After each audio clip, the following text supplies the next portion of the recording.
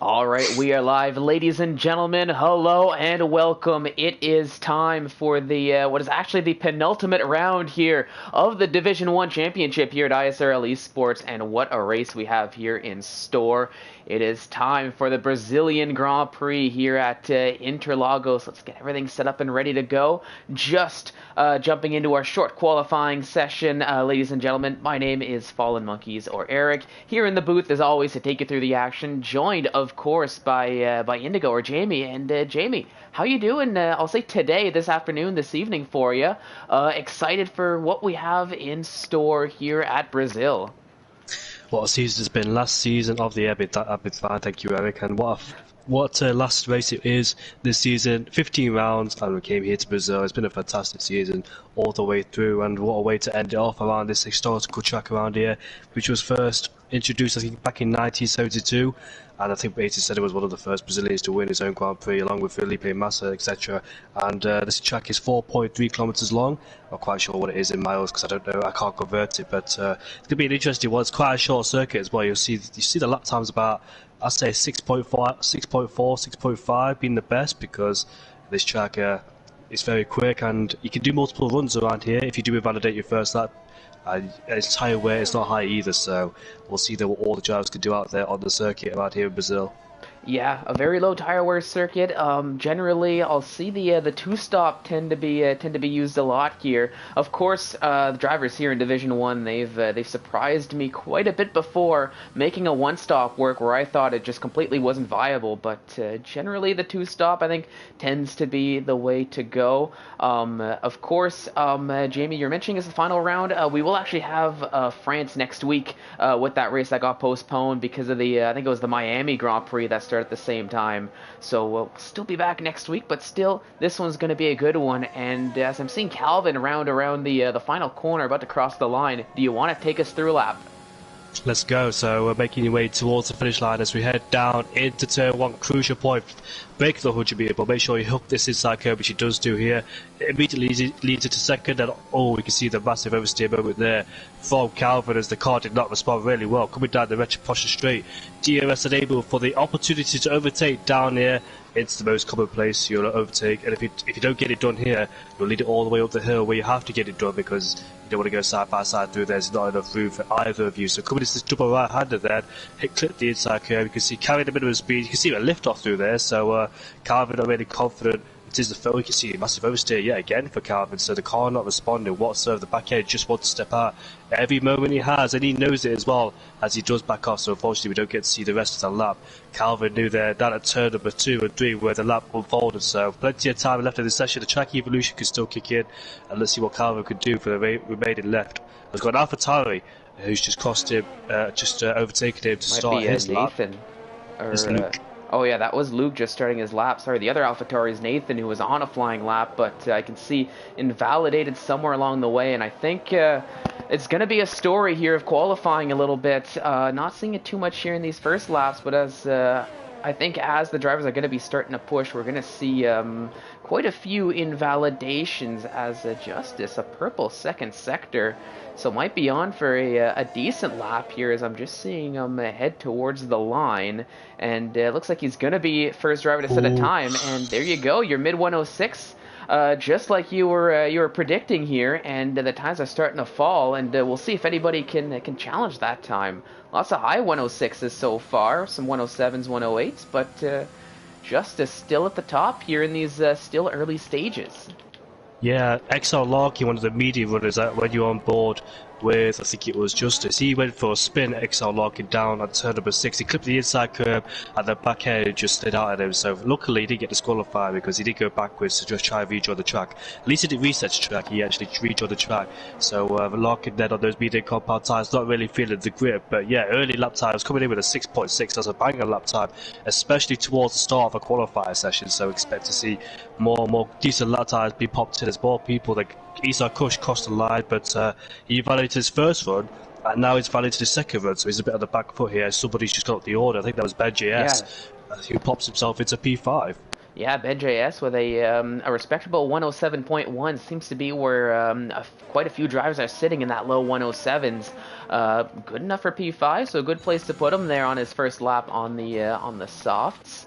Let's see. I think Nathan just starting possibly a third lap here. He's got 2-lap-old softs on. I'm not too sure if he's gonna try to go for it on these 3 laps or if he's just gonna dive into the pits. We'll take a look. I did see somebody else jump up. Not too sure who that was. That was Mark. Okay. Oh yeah, up into 10th. So actually the quickest runner on medium tires so far. I'm so sorry to interrupt, but Calvin there picked up the throttle way too early, and luckily for him, he did not lose his wheel. He just lost it on traction, smashed into the wall, and lost his front wing. So Calvin's lucky there. He didn't lose his wheel, otherwise that'd be qualifying done and dusted for him. So Calvin there looks like he's definitely struggling. Evidently from his first lap and his second lap there, losing his front wing. So it looks like some setup changes that have to be applied, but obviously with part firmate, so you can't change much other than the front wing or the tyre pressure. So Calvin then looks like he's really struggling around here in Brazil, and he's still in P9 for the moment, but at least we need to see more people cross the line. So Calvin there then looks like he's definitely struggling around here in Brazil. Yeah, not looking too comfortable here in these early stages. We'll see if he can get that sorted out. Nathan, meanwhile, driver to look out for, leading the championship so far, goes up into second on those 3-lap-old tires as I was looking at earlier. It's a 106.5, would have been good enough for P1, but Justice did improve on that initial time with the 106.4. Wouter, meanwhile, sets a 106.797, puts that McLaren up into P3. The main competitor to the championship for Nathan, but I think with the point gap, with the few amount of rounds to go just today and next week, of course, I think Wouter might need a little bit of help from the gods, I guess I'll say, to try to truly catch up. Meanwhile, Isaac Kush puts himself between Nathan and Wouter, a 106.7, so gets a bit more of a respectable time for that Mercedes driver, who's been honestly not having much of a season to remember here in Season 6. I think it's going to be one he's going to want to forget, but I mean, hoping to see him finish on a high note here in these last few rounds, and that's a good way to do it here in these early stages of qualifying. And sorry, go on ahead. I like how the top 3 have gone for like 3 laps on those set of soft cut tires. Usually you come back in the pit lane and pop on a brand new set, but these guys are the top 3 banging out these lap tires despite being older tires. Obviously you can't go for consecutive lap times around here because you only get the tire working range for 1 lap only, because if you go for more than 1 consecutive lap time, your tires will overheat and slide all over the place. But Justice is back in the pit lane. I expect Nathan to, and Isa Kush to as well, as Isa is out of fuel, so he'll head back in the pit lane. So yeah, I like how those guys, and Passe down in P9, have gone for like 3 laps instead of come back in the pit lane and using their other tires. They've been trying to get a feel for the track, explore it, as we've got 10 minutes left to go in this session then. Yeah, and I think it goes to show too with the a little bit like what you were mentioning previously, just at the start of the session as Dan's about to cross the line. 107.1 puts him up into 12th, but the tire wear here around this track isn't all that bad. It's pretty good all considered. A little bit low on the tire wear, so I think we can afford to see drivers take those extra laps, do the two laps plus the extra setup lap, like we'll see. But of course, I think we're going to start seeing maybe closer to the end of the session, drivers, they're going to start to push, maybe just do that 1 lap near the end of the session, so they've got the maximum amount of I'll say tire wear or lack thereof. I'm blanking on my terms here, but have maximum amount of tire life for the race. Assuming now that they've got that feel for the track, they can start to push a little bit more and just put in some more, I'll say more respectable, but some quicker lap times here as the session plays along once the track evolves as well. XL Dylan has just popped himself up into P5. I've got a lap time from him. I think he's one of the new drivers because I've not really seen him before. Is that correct? Yeah, I think he's one of the new drivers. Might be a reserve driver, I believe. But still a very good lap time here with the 106.8. up into P5. We'll see if that stands there with the high 106s. You can see the gaps really from P3 down. I'll say just separated by a couple tenths of a second. I think that was XL Rocco that just crossed the line and puts himself into the mix.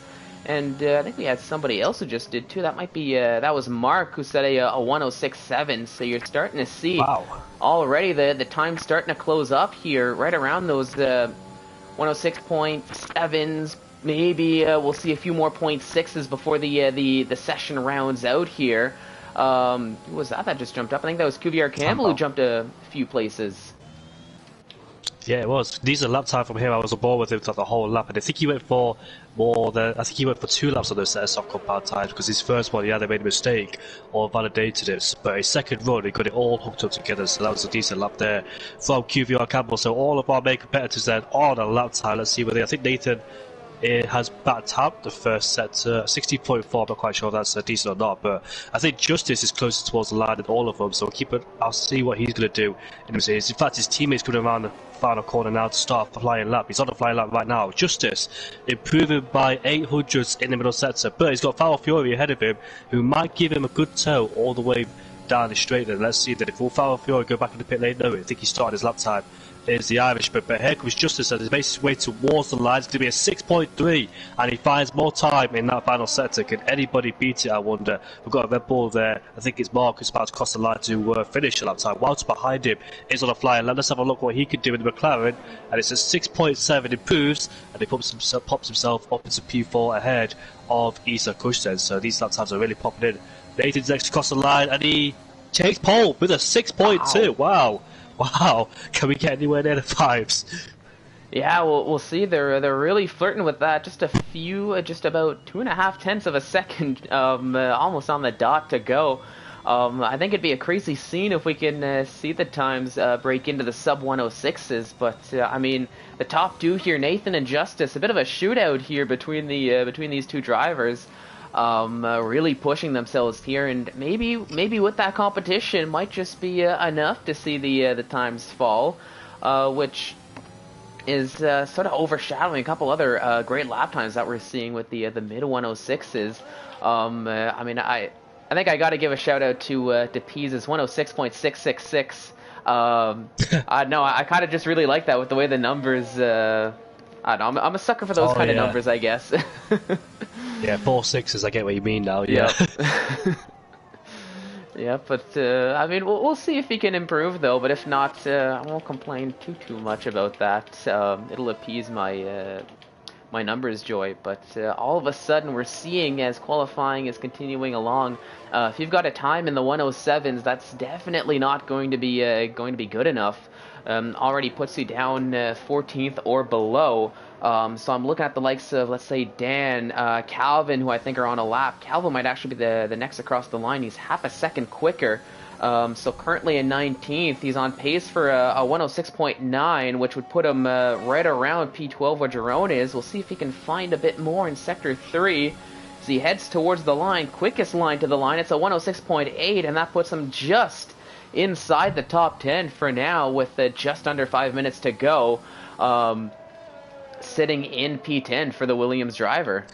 Ooh, Isa Kush there just saved a spin at turn 3. I think he's going for another lap time, but he validated through turn 2, got a wobble on into turn 3 and just saved the car. So nice save there from Isa Kush. I think he's going to head back in the pit lane and put on his last set of soft compound tyres, as these tyres are done now with them being 2 laps old into 3 laps old when he crossed the line again. But yeah, 4 minutes and 20 seconds left to go in this qualifying session. Who could take pole away from Relentless Data? The 6.2 they're all going to be, but Calvin in P10 then. Finally got some confidence in that Williams. As he's been struggling for a few laps. The first lap he validated, the second one he crashed into one, and the third one finally pops himself into P10. Not the best place to start because obviously the guys behind get a free tyre choice, but obviously the next game that won't be an issue because I think everybody gets a free tyre choice in the next game. But still focus on this one. Inside the top 10, I think he needs to improve then. He's only about a few hundreds away from XL Dillon, who's in P9 with a 6.806 in that Alpine, and a tenth further away for XL Larkin. But yeah, Relentless Data then is out on an out lap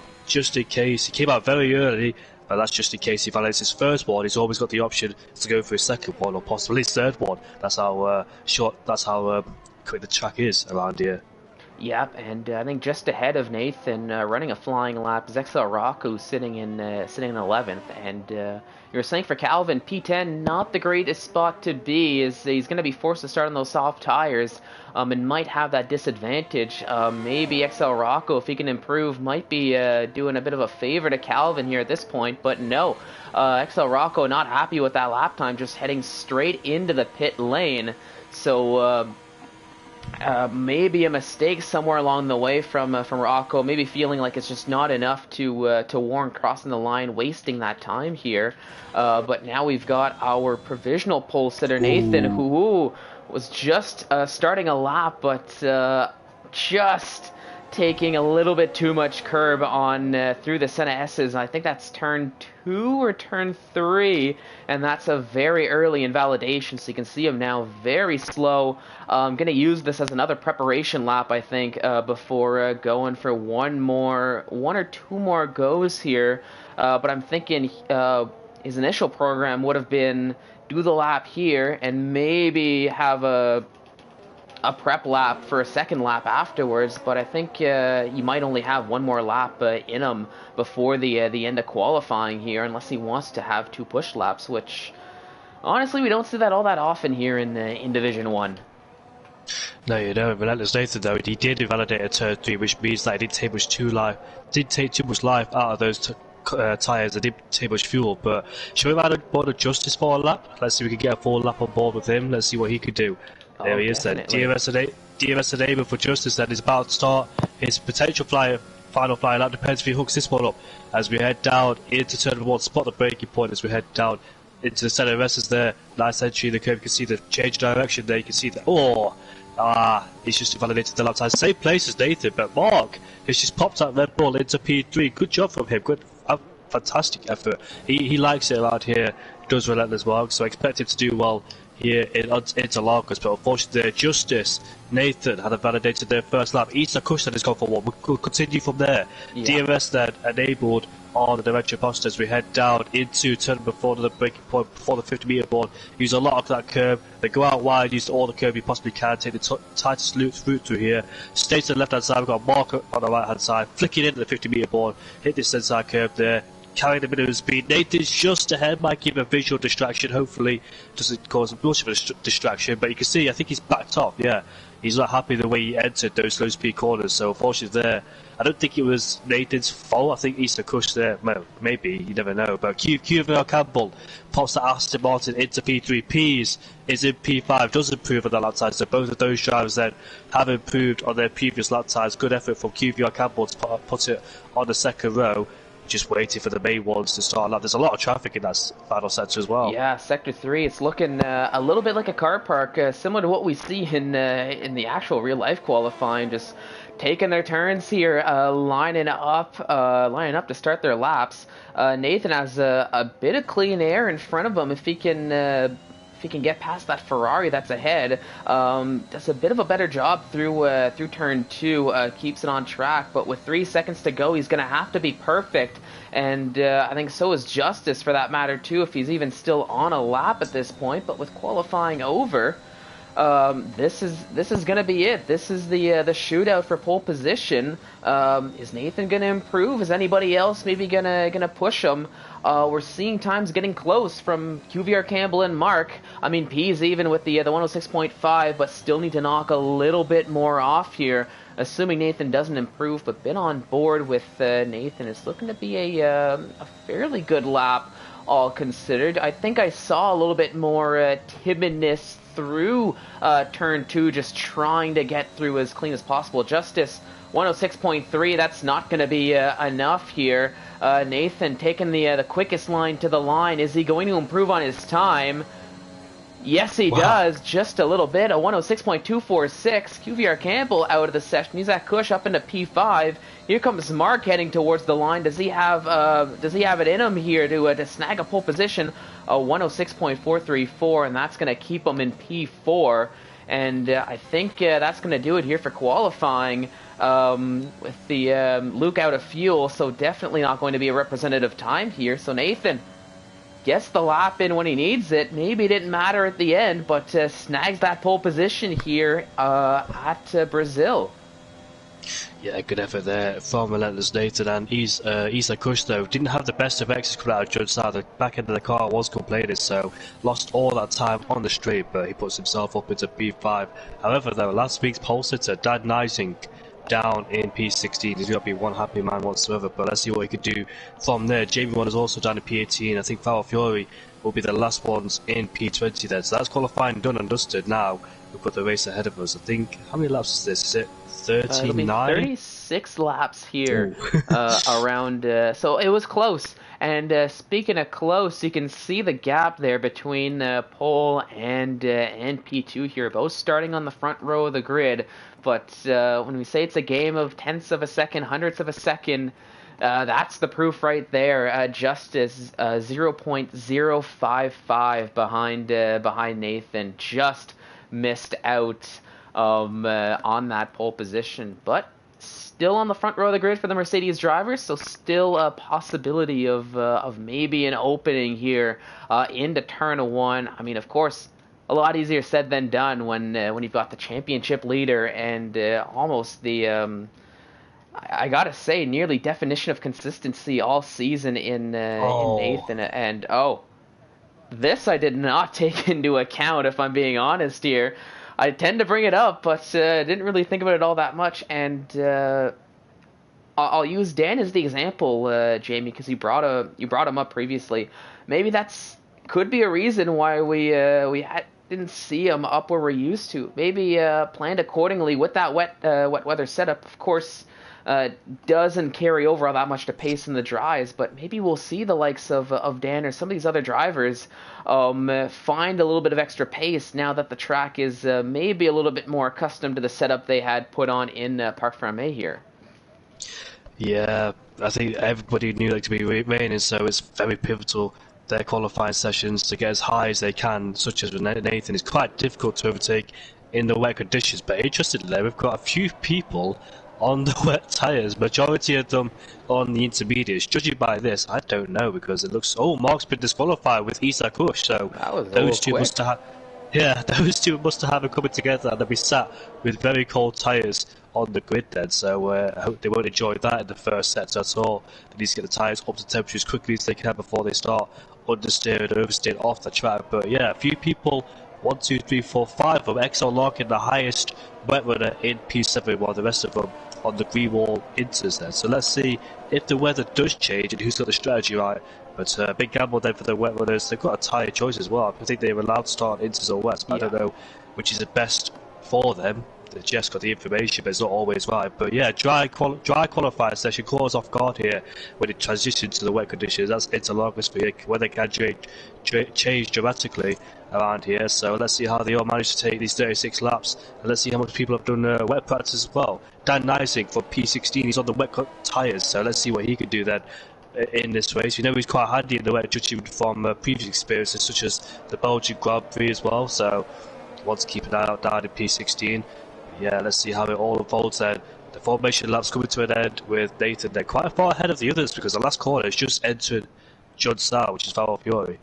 Yeah, I will say I'm seeing a lot of standing water on the track at this point in time. Of course, the graphics, for those who saw it, for the predicted pit stop strategy showing the wet weather tires. Not sure if that's because we're in the wets or if that's because what the game is predicting here to start off with. But I mean, there's a possibility that this rain could just be a quick cloud that clears up into intermediates within the span of a lap or two. Then it's just a matter of holding on until that transition period, whereas those on the wets might need to take an extra pit stop. But all will be solved soon as we're seeing the 5 red lights. And the lights are off, and we are racing in Brazil. As you can see, a little bit of a tentative start from drivers. Nathan covering the inside line as they head in towards turn 1, and he's going to hang on to the lead. It looks like everyone's making it through these first few corners safely. That looks to be an Alpine that had to go a little bit wide on the exit you saw.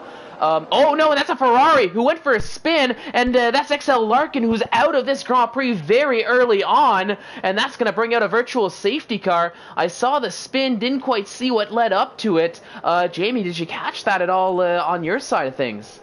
Yeah, I was on board with the rear wing of whoever was in front of him, and unfortunately they just lost it by himself.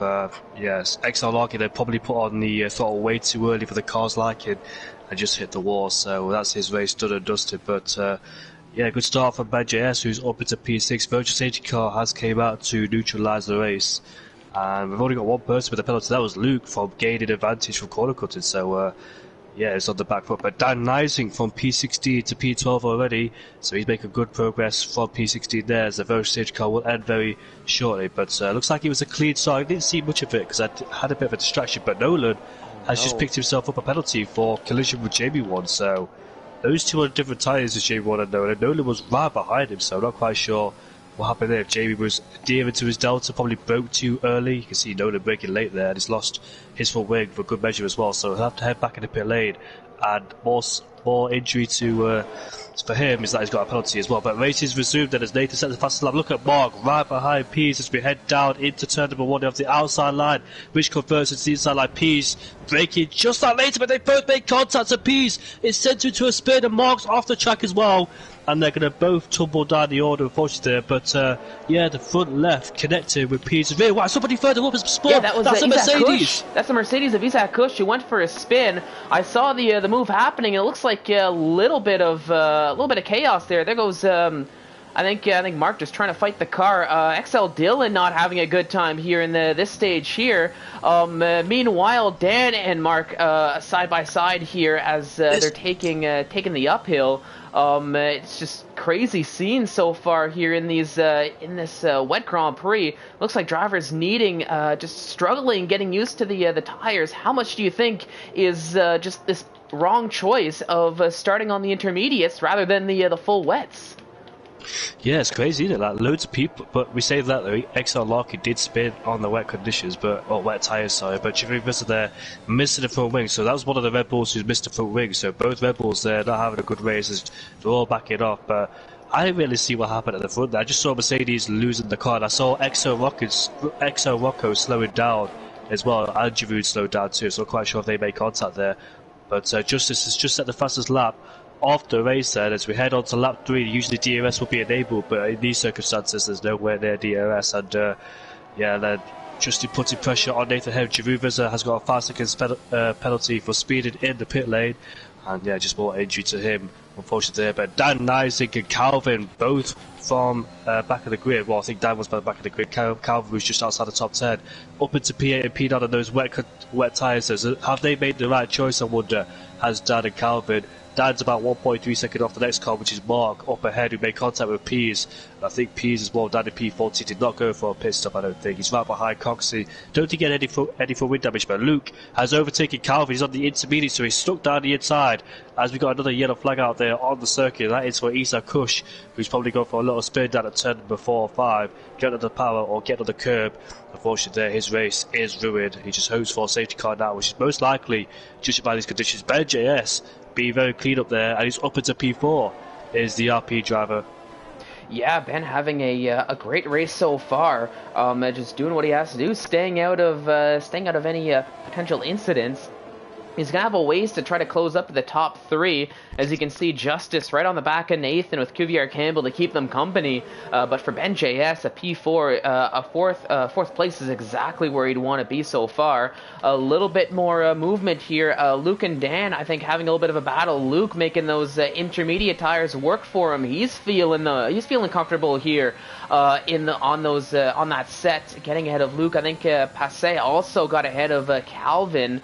And I think we might be approaching that transition period ever so slightly, where the intermediates are going to start looking a little bit more speedy, a little bit more pacey, as Isaac Kush takes a speeding in the pit lane penalty as his race or his bad luck just continues to compound here, as it looks like he's fitting a set of full wets here. So he's thinking full wets are going to be the way to go. Almost seems like as if it's a toss-up. The good old Jeff, we're not sure which tire's the best one, so take your pick, we'll leave you to it. Coxey and Feral Fury look to be having a little bit of a battle. That's Coxey on the outside, though, of that corner. Feral Fury on the much more preferred inside line gets the overtake to stick. as he goes up into 14th, as they're trying to close up to this next group of cars, which is Pease and Jamie 1, who are effectively alongside. Oh, Jamie 1 just lost it on his own there. I'm not too sure what happened there. I think maybe just unsettled the car a little bit, but he's in the wall. He's not out. Thankfully for him, he's right next to the pit entry, so he can just quickly head into the pit lane, but it's going to be a long stop for him, as he's going to have to change that front wing as well as get a fresh set of boots on. Not the first time a Haas has crashed there. Remember Roman Grosjean back in 2016, I think it was on the formation lap where he crashed there. Calvin's picked up a 3-second time penalty, unfortunately for him. And Justice putting massive pressure on Nathan. Nathan doing his best to defend, but the advantage is that you can get a really good release coming out of Judge Sal. Apply the ERS and try to keep Justice behind. Justice, though, trying to put as much pressure as you can see there.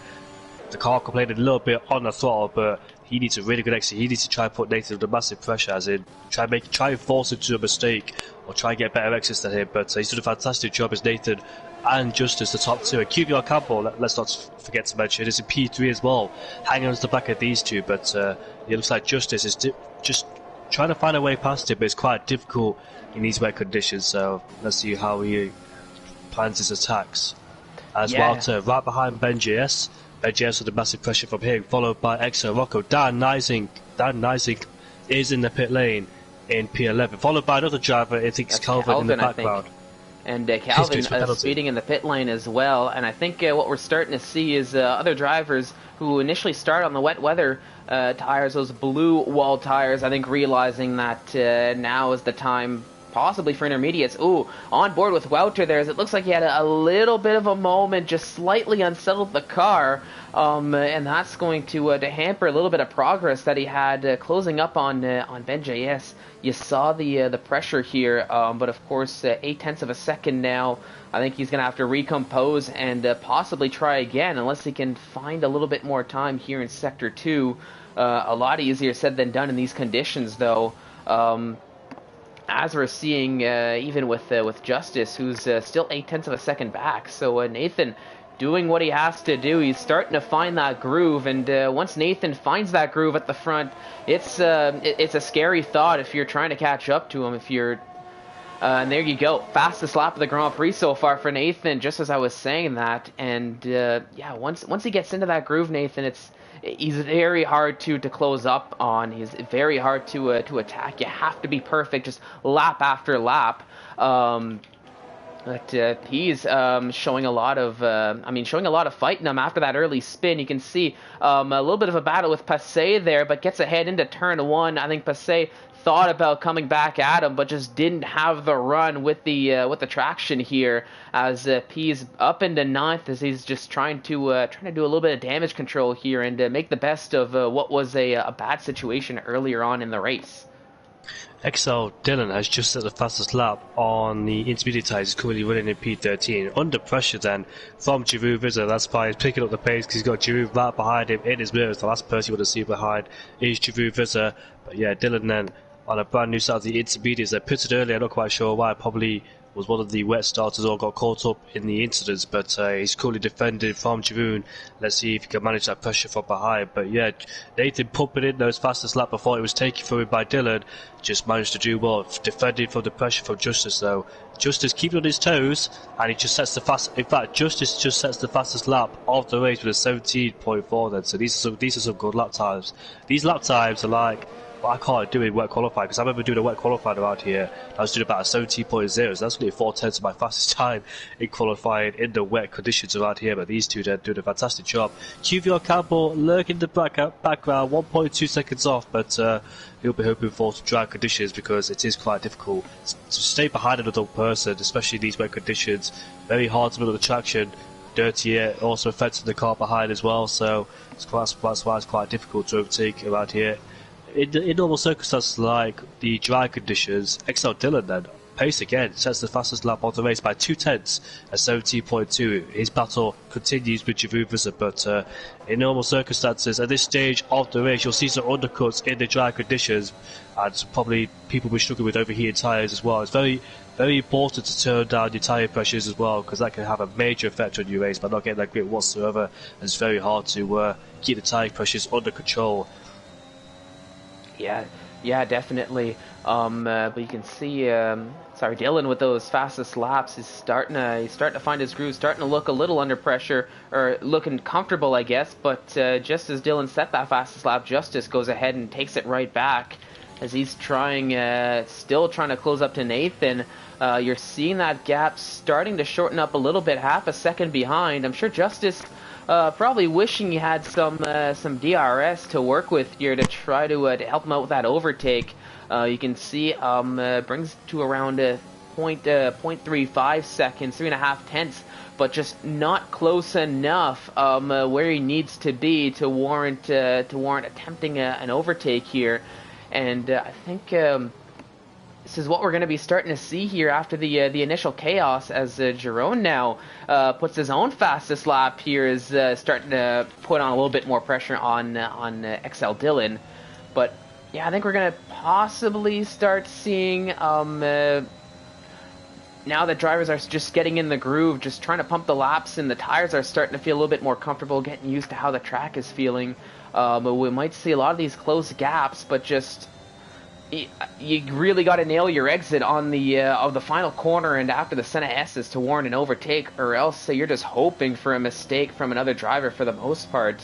And I think that's why we're seeing Jerome just stuck behind Dylan for so long, Justice stuck behind Nathan, but Dylan now putting a lot of pressure on Calvin, who's right ahead. You can see Pease now just overtaking Luke as he takes the inside line, and that's Pease up to P8, and he's going to have a little bit of clean air to work with here with about just under 7 seconds.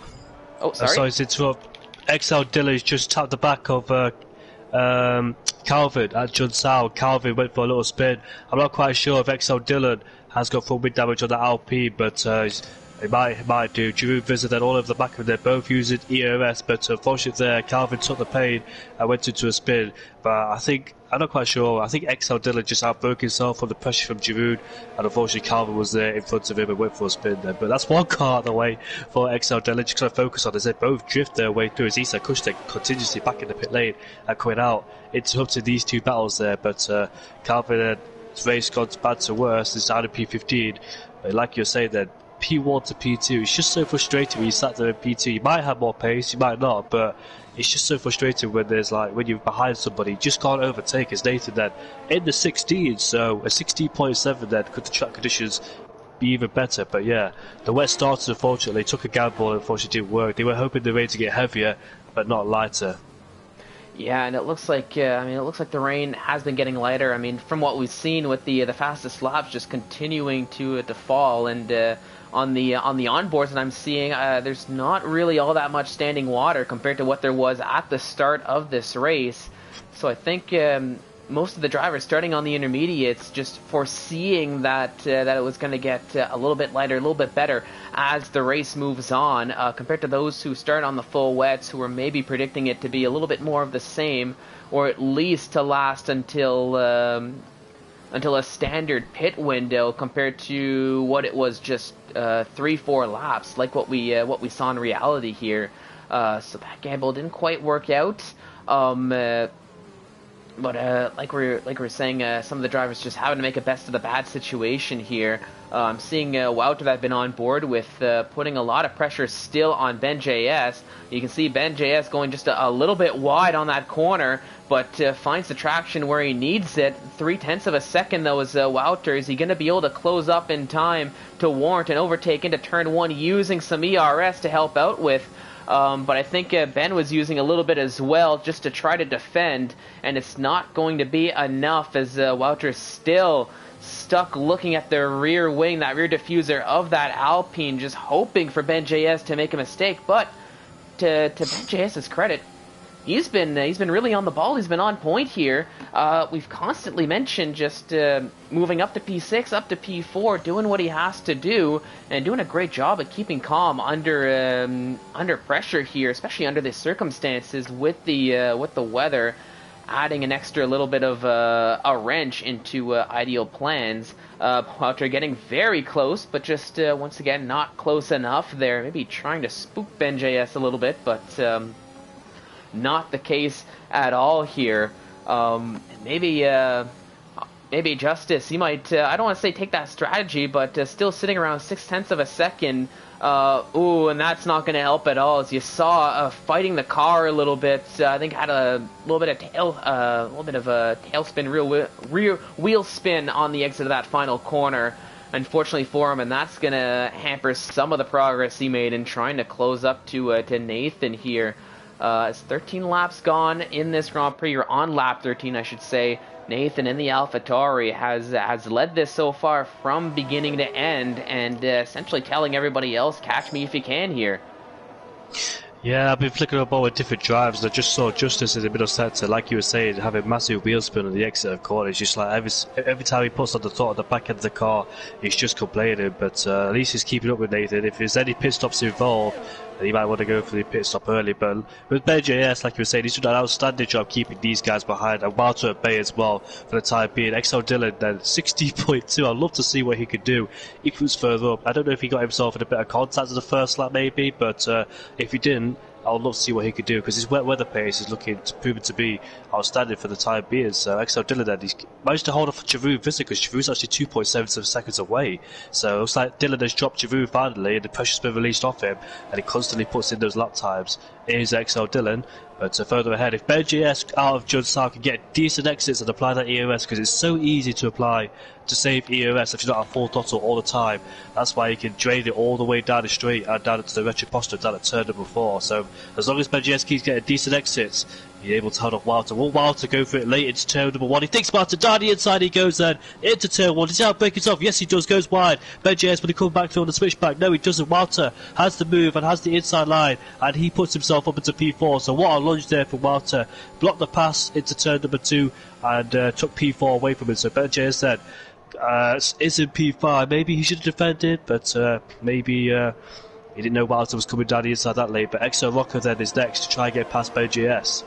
Yeah, I mean, to be fair, Walter was a little bit closer than what he had been for the last few laps. I think Ben JS, I don't want to say he got comfortable, but you saw them both using that battery, using that ERS, and I think Ben thought he was in the clear, but just wasn't expecting Walter to just go for it. But I think after a couple laps here, with the skill Walter has, I think he's gotten to feel the car, gotten to feel the braking, and taking that slightly less traveled on line, had full trust in the car to go down the inside. You saw Ben, I think, wanted to fight back through the Senna S's, but in these conditions, it's a lot easier said than done to keep that traction through turn 1s, through turn 3.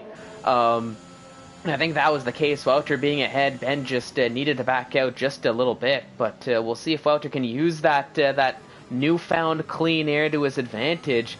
Maybe try to close that gap a little bit on QVR Campbell, who, to be fair, has split off, and not in a good way, from the top 2. We saw him earlier on in the race. He was just sticking with Justice and Nathan right behind them. But over the last little bit, that gap has increased. It's now more of a 2-horse battle for the lead, with QVR Campbell, I think, falling off. Maybe you think maybe QVR Campbell's considering a different strategy, just back off, leave that gap open, use a little bit of that clean air to his advantage, maybe not to wear out the tires as much compared to the top 2 that are still following each other. And maybe Warren going a little bit longer, hoping that the top 2 are going to be pitting a little earlier than expected for a new set of intermediates. It is effectively a non-stop race. You could go all the way to the end on these intermediates if you want to. So, back to your point, QVR Campbell then maybe just sit behind these two, just looking at their tyres while these two just go at it. Absolute limit there from Relentless Nathan and Justice, exchanging fastest laps as well, and continuously putting in personal best. So QVR Campbell there just sitting back, waiting for something to happen, probably coming to his favour later on in the races. Relentless Calvin has picked himself up another penalty. It's a shame for him down in P15 there, just not going his way whatsoever. But Ben GS then He can still keep him with Walter. He's still at P5 behind Walter by 8 tenths, just holding off Exo, Rocco, and Relentless Mark behind him. So he's done a good job so far. Can Walter use this clean air to try and get himself closer towards QVR Campbell? Has he got the pace to try and close that gap in, as he's currently looking to get a podium? Is Relentless Walter. And Ben JS, it must be said, he didn't have the best of the races either back in the Belgian Grand Prix. I remember him spinning out on the curb twice, I think, and unfortunately there he's finished down in P15 or P16, but he's had a much better race here in Brazil. Let's see if he can try and keep these two behind Exo Rocco and Relentless Mark as well. Yep, it's going to be a tall order to ask, but of course, I mean, Ben JS has been impressing here this week. Really brought his best drive forward here in Brazil, looking very comfortable in these conditions around this track. So we'll see if he can do that. Wouter is starting to build a little bit of a gap here to Ben JS, so I think Ben might be switching his focus a little bit more on the drivers behind than the one driver ahead, cutting the losses at this stage in the race. But Wouter, to be fair, hasn't really been closing up all that much to QVR Campbell. That gap over the last few laps has stayed fairly consistent around 5.8 to 5.9 seconds here. So Wouter, if he does want to try to close up and try to go for that podium, I think he's going to have to try to find a little bit more pace here around this track. We'll see how that's going to play out. So you can see now up to 6 seconds here. So QVR Campbell, as much as he's losing a little bit of ground from the top two, still making a little bit of time to Wouter in P3, and I think honestly all that to say just goes to show maybe a little bit more about the pace the top two have here. All considered, Nathan and Justice, that Jamie, like you were saying, are just battling with each other, trading fastest laps here. For a while, it was nearly lap after lap, just a bit of a shootout. Looks like they've calmed down a little bit from there. I think maybe the tire wear is starting to show its face ever so slightly here on lap 18. But we'll see how that's going to play out. Maybe could be a strategy from Justice 2, trying to catch Nathan napping. Ooh, it's a little bit of a moment there, riding the curb into, what was it, turn 4, turn 5. Not too sure the turn numbers here, I'm sorry. But that's not going to help his case at all in that attempting to close that up. It's just amazing how he could just stay consistent and continue putting the defense and the attack as well. Just amazing you're not losing the car, because keeping his head as well in P2 must be so frustrating for him, being stuck in there P2. I just can't do anything about it, because in the rain it's just so hard to just close up, especially when you two got the same pace.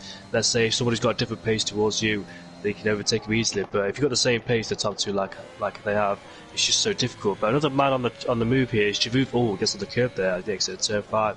But another man on the move to Javuv. The gap was 2.6 last time I looked, now it's 4.10, so he also set the fastest lap, which now goes towards Nathan with a 60.0, so almost in the 15s as the fuel starts to burn down, probably try to get a little bit better as well in terms of grip. But Javuv then ran the back of Dylan looking like he had to put more defence up. He thought he cleared Javun for a few laps time, but Javun came back at him, and now he's under pressure yet again, as we've over halfway distance then here at the Brazilian Grand Prix, about another 18 laps to go here. Oh, Nathan then on the curb at the exit of turn 5, just delaying his progress as Nolan has retired in the pit lane, so there's no safety car. And people wish it, especially the likes of Isak, Kush, Jamie Ron, all them behind, hoping for a safety car, but it hasn't came their way. What could Justice do then from P2? Nathan, if he stays like this, then it's just nothing's going to happen. XL Dylan then responds towards Jeroen's pace, and it's a 16.0 then, getting closer towards the 15s. Like I mentioned, I wonder what happened to Dylan at the start of the race, because his paces just came out of nowhere in the wet. Yeah, I'm not too sure. I mean, as we all saw, it was a bit of a chaotic start to the race for sure. So you got to think Dylan did get involved with that a little bit. Either that, or he started on those full wets, took that gamble that didn't quite work out, and needed that extra pit stop. Here, let's take a look at the, where is the position change? Okay, I've got it here. Dylan, I am trying to spot him, but apparently my eyes are not helping me out. It's There he is in into 12th. Okay, down 3 spots. Took a stop. Yeah, I think he was probably on those full wet tires. Just looking at the lap data here, maybe after lap 4, pit for a set of intermediates and is just flying. So I think just a bit of a poor strategy choice at the start of the race just didn't quite work out for him at the end here. Now, as I'm going through, and I just noticed this here, Justice brought that gap back up. It was nearly just under a second now, now brought down to half a second. So, like we saw, and Jerome is out of this Grand Prix. It looks like that's another retirement in the pit lane. So Jerome's had enough here on lap 20. Not willing to suffer in these conditions anymore, and we'll join the likes of Nolan and XL Larkin as DNS out of this race. But on board with Justice, you see Nathan just nailing that exit of that, I'll call it the true final corner here, just effectively rendering Justice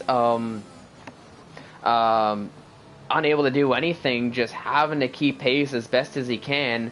And I mean, Justice, he's gonna have to just perfectly nail a couple of these exits here to really close the gap, because it seems like just pushing for fastest laps alone doesn't seem like it's gonna do it for him, which is a bit of a funny thing to say, but just seems to be the situation at hand here for Justice, who I'm sure watching the laps tick down might be starting to feel a little bit more pressure here to try to close that gap and maybe go for the win. As you can see there, qualifying there was very important. That determined the races. So as long as whoever gets the first corner first was able to defend off second place, but still anything could happen in this race. Justice, could he force Nathan into that small error? Just one opportunity he just needs to try and find a way past Nathan.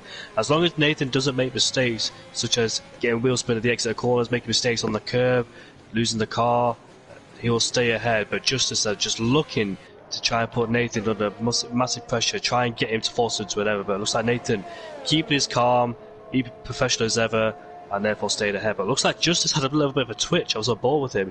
In fact, he's in AI mode, I think. Yeah, he's in AI mode, so I wonder what he's doing in there. In fact, he's left the session, has he?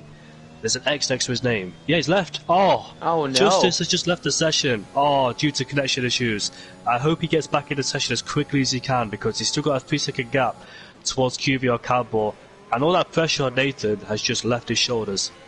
Yeah, you know Nathan can breathe a sigh of relief, but I mean, you know Nathan's going to be, if anything, maybe pushing a little bit more to try to use that gift to his advantage. You can see that gap really starting to grow now. So unfortunate for Justice. Hopefully he can get back in as soon as possible, but up to 2 seconds now, and I think QVR Campbell, who was sitting in no man's land for a little bit in third, starting to see an opportunity that maybe he can start pushing and snag that P2.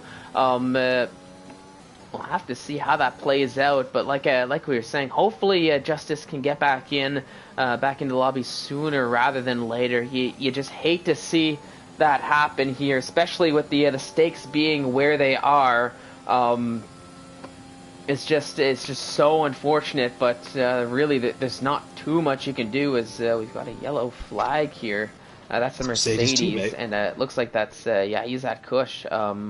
His struggles continue here around Interlagos after what was a very good qualifying for him. Just seems like he's really struggling here in these wet weather conditions. Walter fancies at podium. He knows Justice left the session. QVR Campbell is right behind Justice's AI, so we'll get past him. Yep, he's got past it now. So luckily for QVR Campbell, Justice wasn't the back of his car. But QVR Campbell then is up into P2, and extra points for him. He's doing a fantastic job. He's on his own in this race, not being under pressure from behind. He's just managing his own pace in P2, despite losing pace to P1. P4 of Walter, well, when he was in P3, was still losing time towards QVR Campbell, so his pace has been consistent, it must be said. And Justice has joined back then, sigh of relief. He's still on the podium in P3, but obviously won't be happy, so looks like he's going to hold QVR Campbell down instead of Nathan, but how quickly can he join his AI car before he loses too much time towards QVR Campbell? Walter thought there was a chance of a podium, but he saw Justice is back in his car, so... Justice's AI is in the pit lane! Oh, I don't think Justice wants to go to the pit lane, but his AI is in the pit lane, and he'll be very frustrated once he rejoins that car. His AI decided to pit and put on a brand new set of Inters. Sometimes when the AI takes control, it makes silly decisions and doesn't have the correct information, and sadder for him, it's just more pain added to him. He's dropped off the podium and he's going to join in P8. Yeah, that's so unfortunate, just compounding the issues there for Justice. He's going to get back to his car and possibly wonder what the heck happened if he doesn't have the stream open as he's just leaving the pit lane now. You got to think he's going to be taking control any time now as the gaps have disappeared here. But Nathan now comfortably in the lead of this race. QVR Campbell sitting a little bit behind.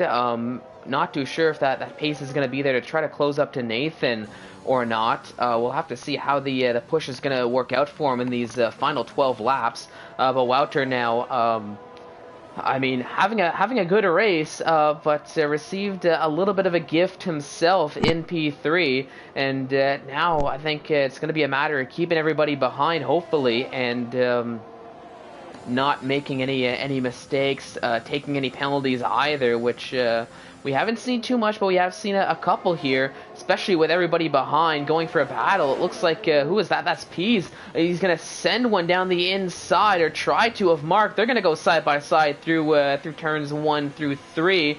Pease holding back initially, trying to get a bit of a better run. I think you got to think he might be a little bit cautious, given last time he was there with a Red Bull earlier on in this race, braking a little bit early, and that worked out for him as he finds the traction he needed alongside the Red Bull now through turn 4 as they head up the hill, and it's going to be Pease in the Alfa Romeo who takes that P6 away. A good heads-up move here from Pease, taking an early braking zone, knowing that he might not be able to stick it side by side, but taking that early braking, trying a little bit of a switchback move, so to say, finding that traction and making it work for him as he clears the Red Bull, and he's going to continue his chase down to the likes of XL Rocco and Ben JS, who is back in P4. Nathan, meanwhile, fastest lap of the Grand Prix here, once again breaks into the sub 116s. 15.9 now is the time to beat here with 10 laps to go in this race. Noticing the rain has stopped. Might not be the best indicator though, but P's on those slick tires, on a set of soft tires. Doesn't look like it's working out for him. I don't think we're at the changeover period just yet, but when you're gonna dive back into the pits, I think went for it, gave it a shot, realized it wasn't time just yet, and I think that might be the end of his afternoon or the end of his evening here.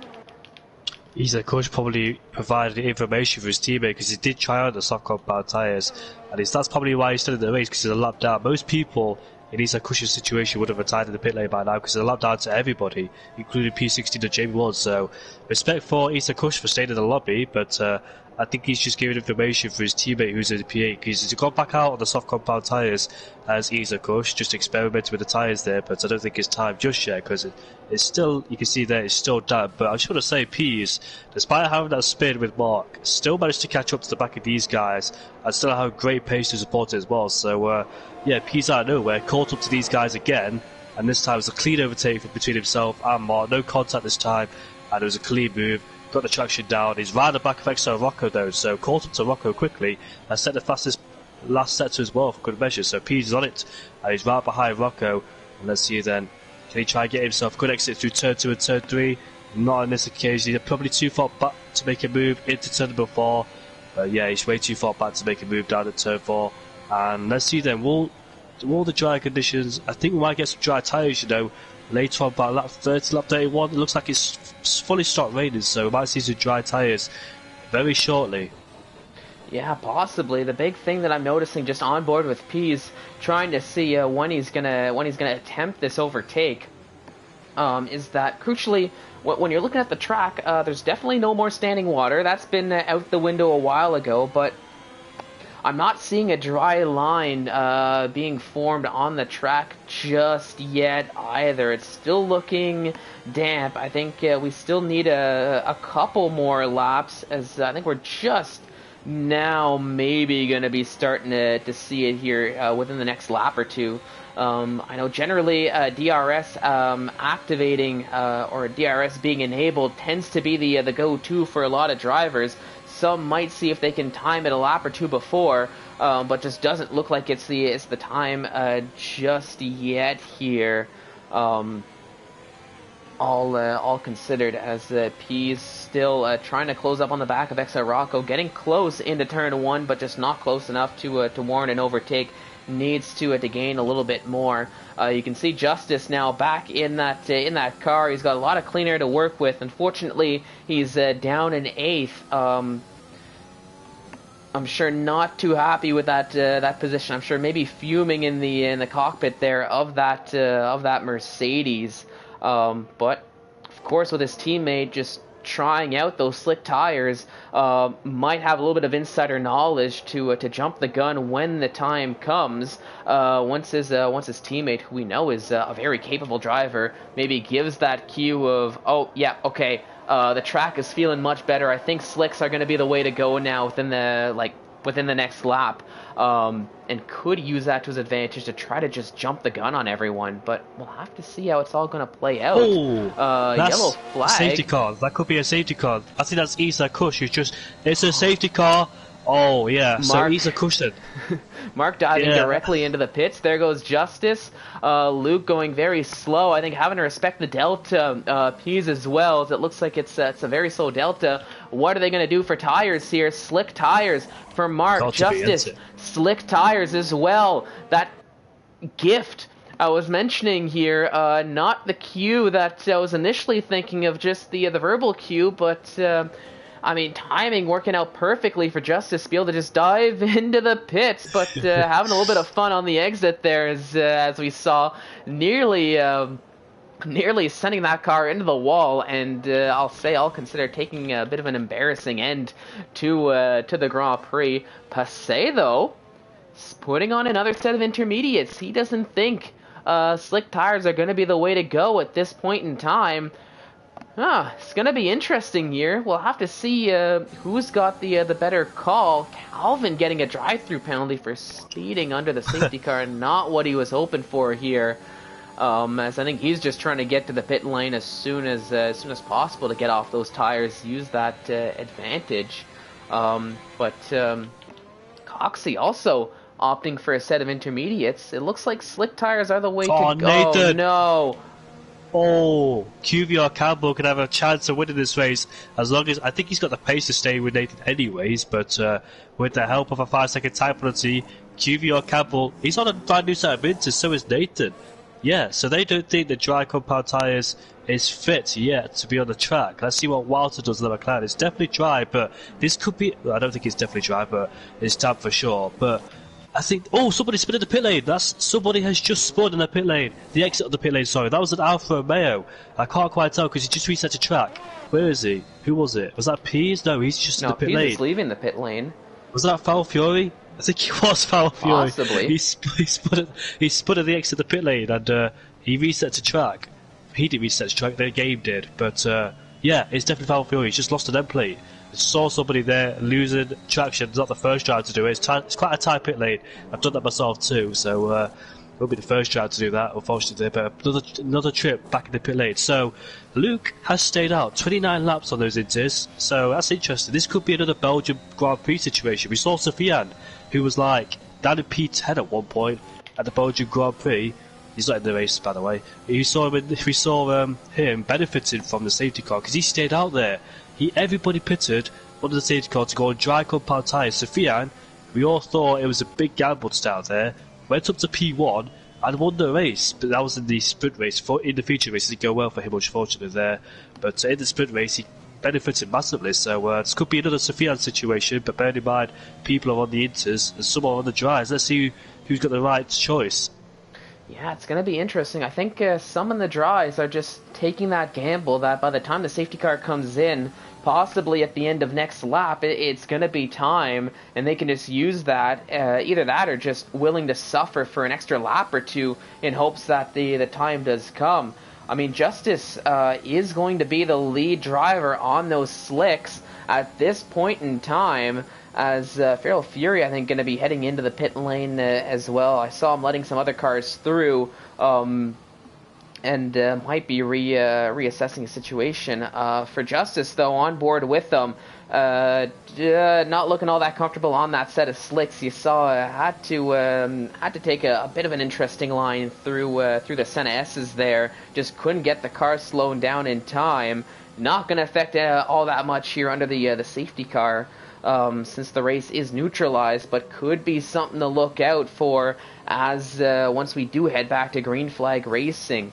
But top six, they're all committing to the intermediate tires, so we'll see how that's going to play out. Luke staying out on those 30 lap old. He's committing to that strategy right from the get-go of running the full race on his one set of inters. You have to think at this point, or else he would have taken that pit stop here.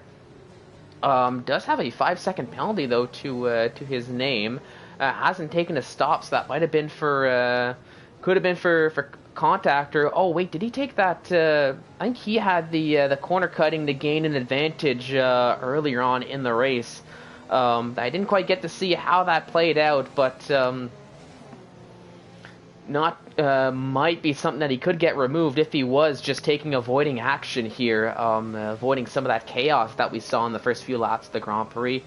But running in 7th, up 10 places here so far. Our biggest mover, Coxey and Dan exchanging positions as the soft tire runners and the intermediate tire runners are starting to intertwine a little bit here.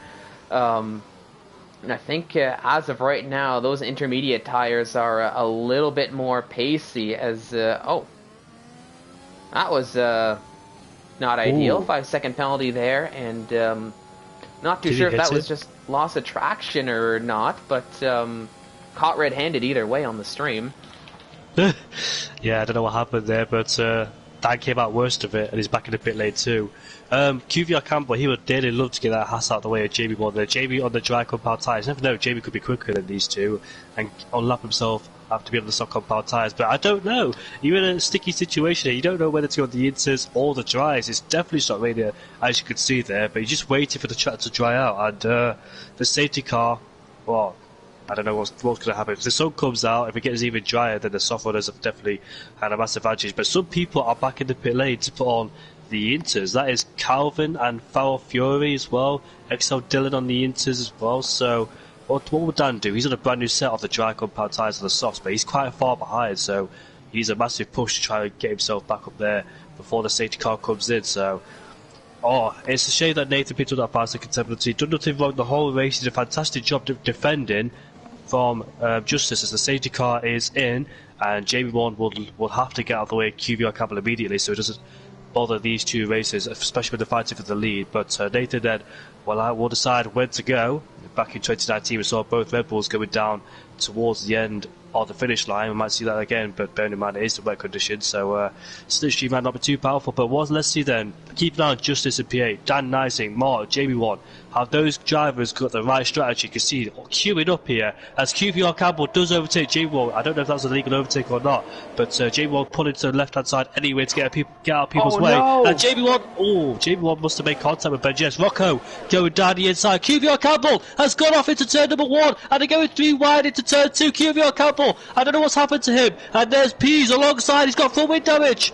QVR Campbell has got full wind damage. I'm not quite sure where he's got that from.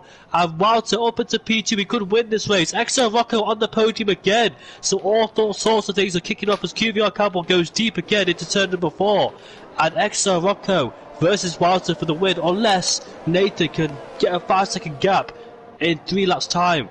That's going to be a mega push there. It's done. And Justice retired. Justice has retired from the race. Yeah, All Justice, sorts of things going on. Yeah, Justice just did not have a start he was hoping for. I think those soft tires are really not ready, and you got to think that might have played a bit of a factor into the chaos we saw on the restart. Just the grip not there for the soft tire runners. You saw Jamie 1 just trying to move out of the way, moved over to the left, let the drivers through, but we saw another driver tried to go a little bit more left. Unfortunately, the only room that was more left than where Jamie 1 was the wall, and that created a little bit of contact, a little bit of wing damage there, which was not ideal.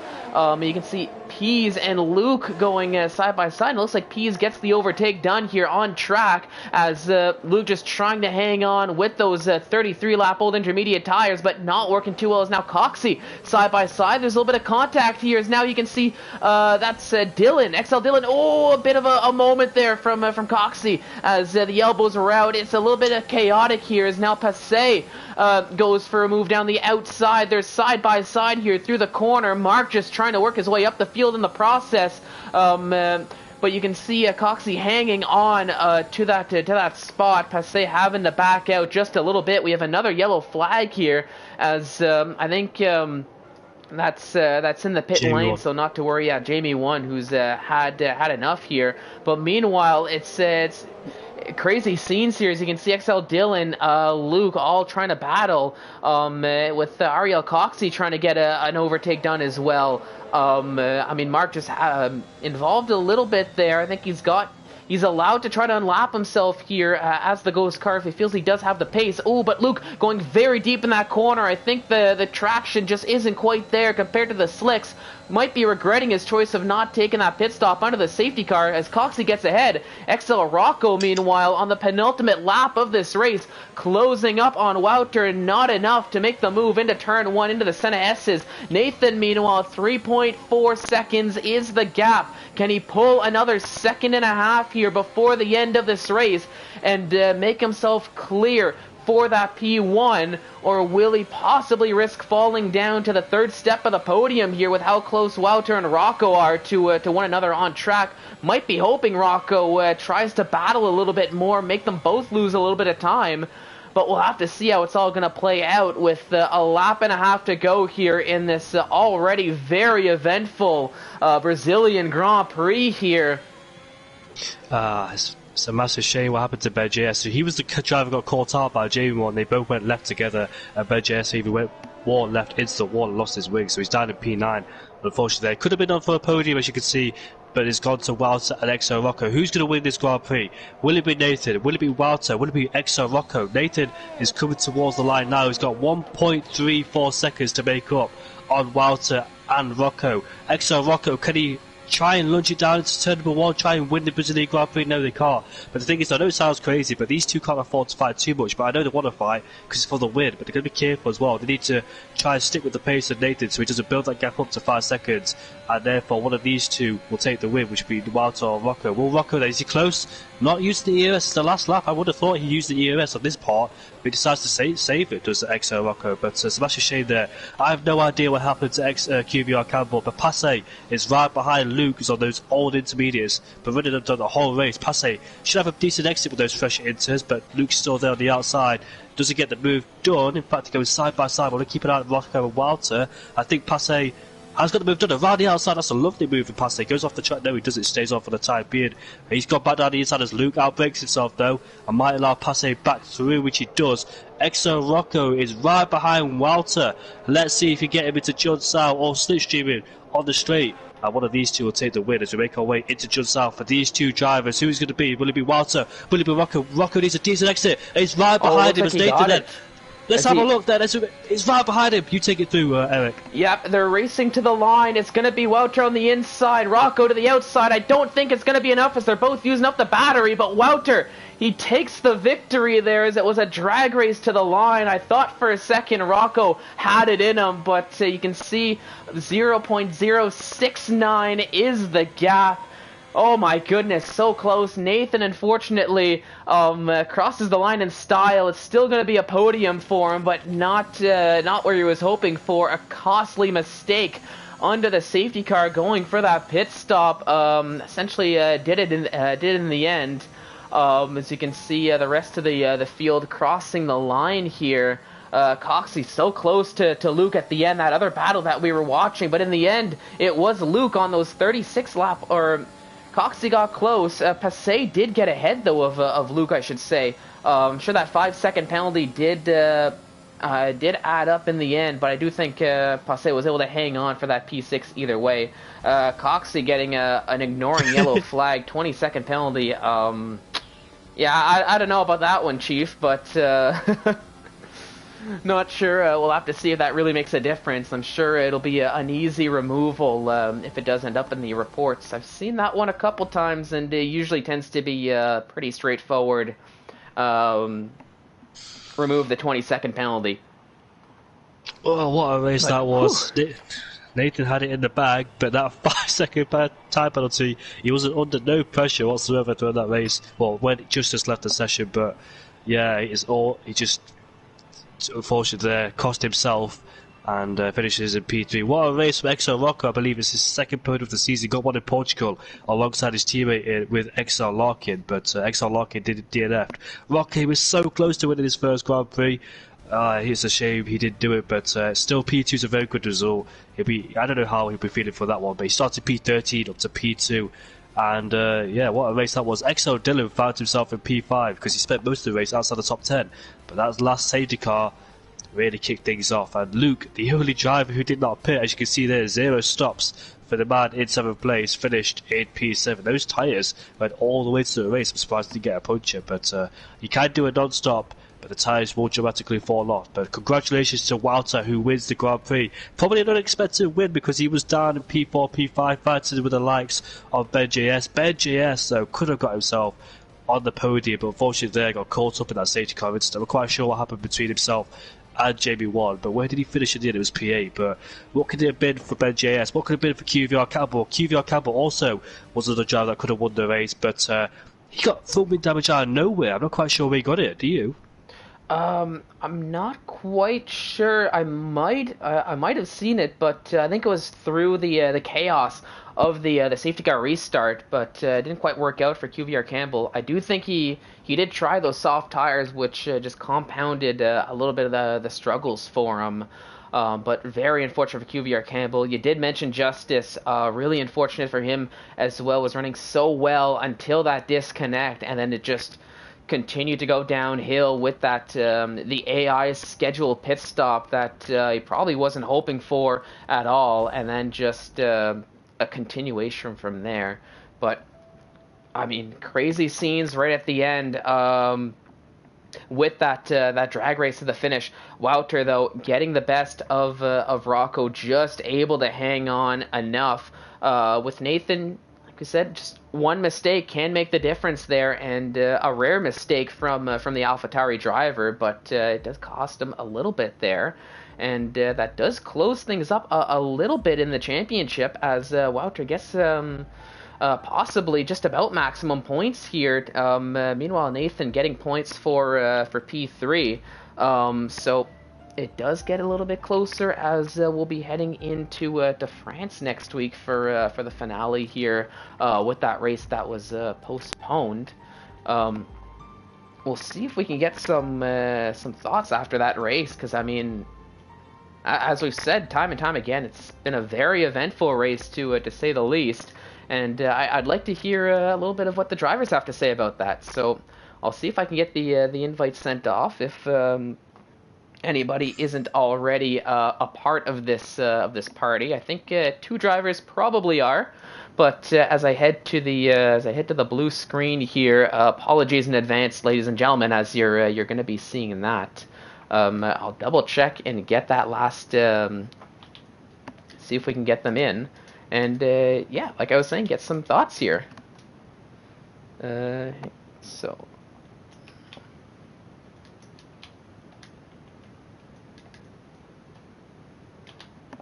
Okay, so Rocco already has it here, and I do think the other 2 already have it as well. I know Nathan and Wouter are no strangers to this podium party, I'll say. top 2 in the championship for a reason. And it looks like, yeah, so Wouter's already in, and I'll just double check with Nathan here just to make sure. Yeah.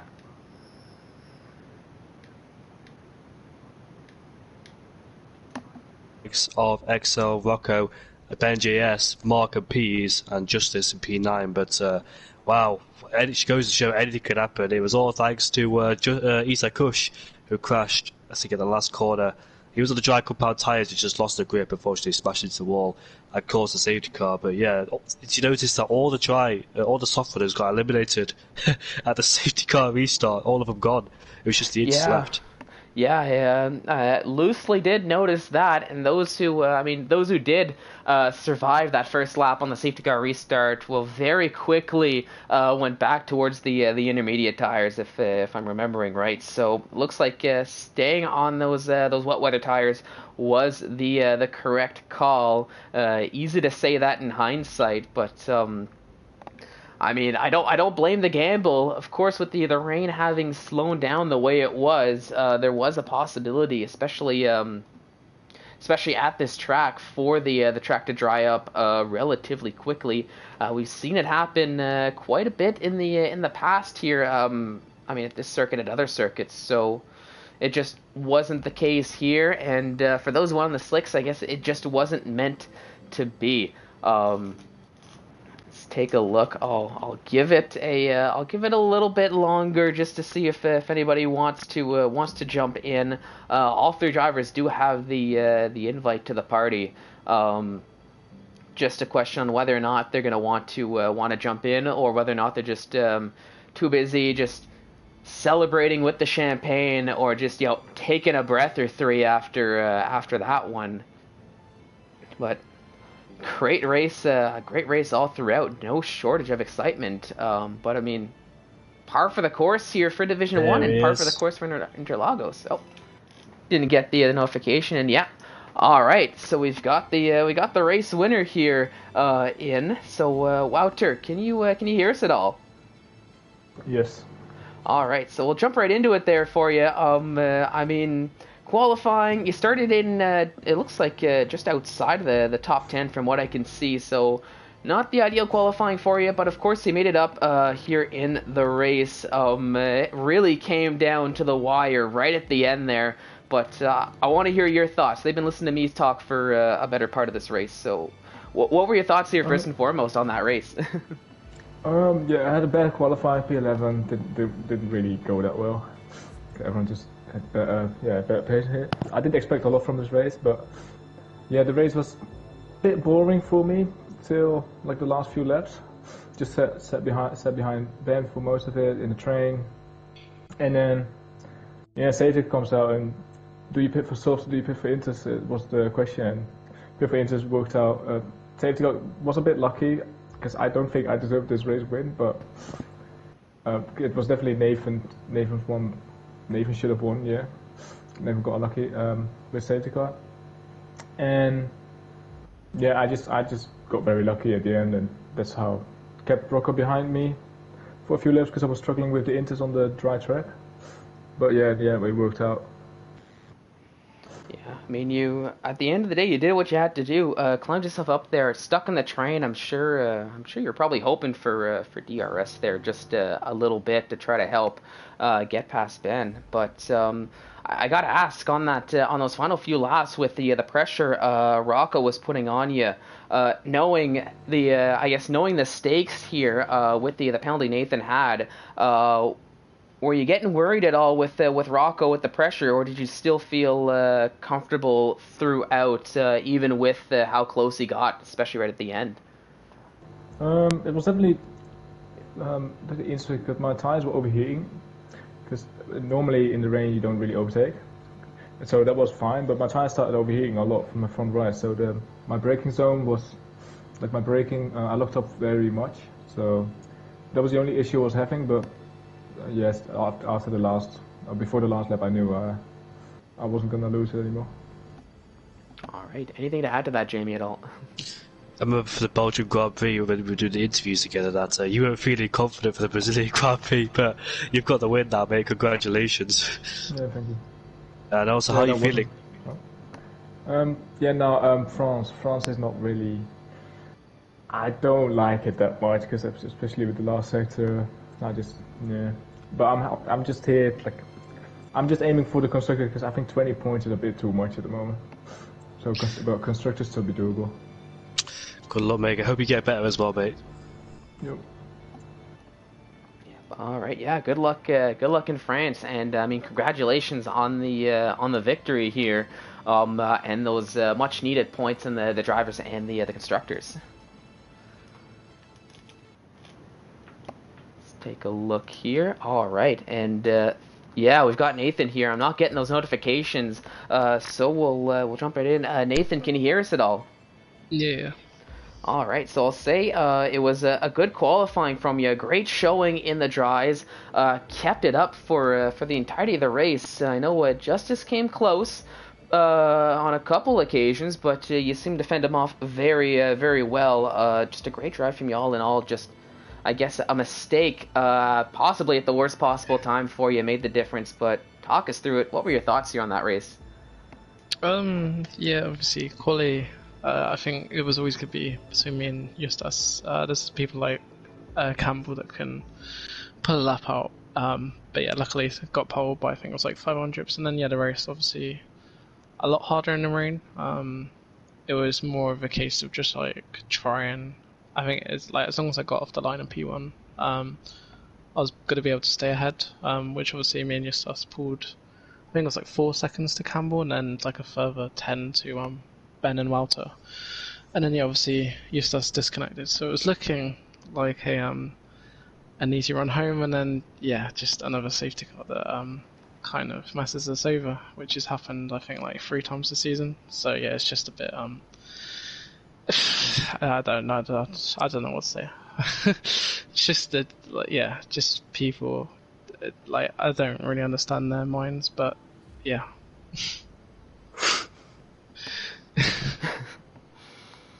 Yep. I mean, I'm sure I could just hear the slight frustration. I'm sure the that 5-second penalty that we got just has absolutely nothing to do with that whatsoever. But I mean, I did want to ask, just with the laps you were able to pull out in qualifying, were you running a dry setup here today, or were you running a wet setup in preparation to what you were probably already aware of going into the race? I always normally just run my normal setup because with how like the cars work in this game, you never really run lower than 7 rear wings. So I think as long as you have in the range 7 or 8, I mean, well, it's track dependent, but yeah, normally a dry setup works because of the higher wings this game, and the cars obviously next game will be interesting to see what happens with them, but. Yeah, it was, and like the only thing I just changed for the race was the differential. Just when the tire, I think my tire wear was the, hearing from the other people that like was the best out of them. So I was pretty like nailed on to do a no stop, where others were like already in puncture range. And then as soon as the safety car came out, like it just kind of ruined it all. I think a lot were actually already in puncture range when the safety car came out. So yeah, it was like the worst timing. But yeah, I mean when people go on softs in the rain, yes, yeah, always gotta probably get a safety car. But yeah, obviously a stupid mistake, which was just following the house I think of Jamie. So yeah, I guess just gotta kind of put those errors out of our system. Yep. And Jamie, anything to add to that at all? Oh, so first second time, but did you just get caught out by another car in front of you then? Yeah, obviously Farah and Jamie, like it felt like they were just going really slow in the safety car and then like into the pit lane. Just obviously like when you're following anyone in, but especially when it's changing conditions. Obviously at the end it became dry, not good enough for the softs, but just in those conditions it's really hard enough. Like getting the car stopped, and then when you have 2 cars in front of you that you don't know what to do. Obviously you saw from Campbell, and I mean I almost lost my front wing on Jamie as well. Like you never know what other cars are going to do, so yeah, but obviously just a silly error by me that cost us the winning it today, but hopefully next week, I guess. Also, did you see what happened to QVR Cabo? Because we didn't see it. Yeah, so Jamie obviously was in front of me, and then he went because of the softs. But like, yeah, I don't know. Again, I don't know why people went on softs, but he went straight on at like the right-hander in the pit lane, and then like didn't like let Campbell through, even though I think he either hit the wall, like didn't have like any traction. So then Campbell obviously like got caught out by him and then got damaged. So that's a shame, because I saw a good fight between you two. But you had the pace at the whole race, man. Like, you led every single lap from lap one. Did you, at the end of the stage, when you saw QVR Campbell go off or have a wind damage, did you think there was any chance of building that 5-second gap towards Rocco and Walter?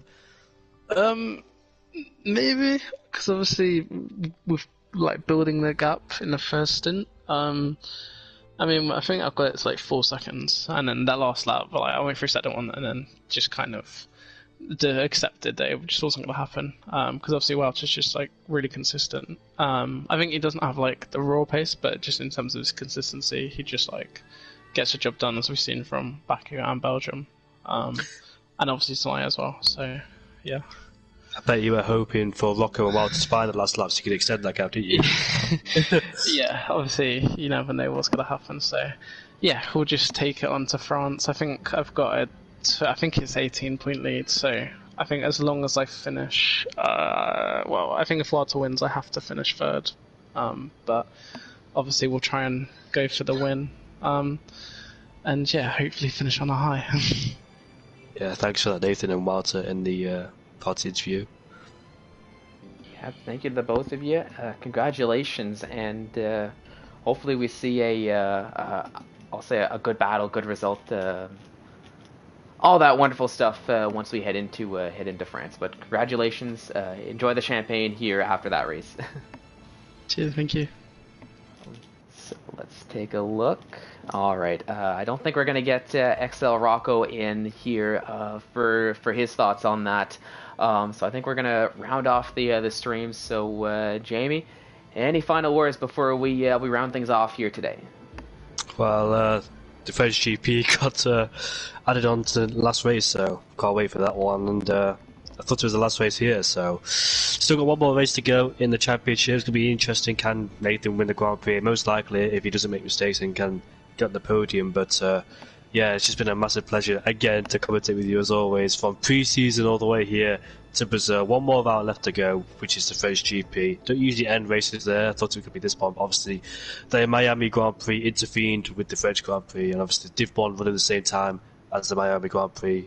French GP got moved into the last round, and hopefully it'll be a good battle there. We know no DRS trains are quite common around the French GP, and weather can play into a factor as well, so we'll see what happens next Sunday. But for me, it's just been a massive pleasure commentating with you as always. It's always been enjoyable to watch. It makes up my Sunday nights. It's a pleasure to have you on board here. Always great to commentate with you as well, Jamie. So I'm glad we had another one here. We're gonna go for one last.